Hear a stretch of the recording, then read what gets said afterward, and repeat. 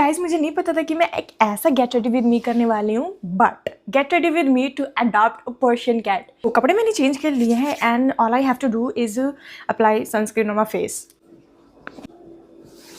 जब आप लोगों के सामने ही पूरा रेडी हो रही हूँ तो लिपस्टिक भी आप लोगों के सामने ही लगाऊंगी। हो गया रेडी। मिलते हैं अलीशा के घर में। तो अभी मैं हिजाब पहन के निकल गई हूँ रिक्शे में और पहुंच गई हूँ अलीशा के मोहल्ले में। और ये अलीशा खड़ी हुई मेरी वीडियो रिकॉर्ड कर रही है और मैं उसकी रिकॉर्ड कर रही हूँ। और यहाँ पे अलीशा मुझे अपनी बिल्ली दे रही है और मैंने ले लिया है। बिल्ली और मैं क्यूट लग रही है या नहीं कमेंट में बता देना और चैनल को सब्सक्राइब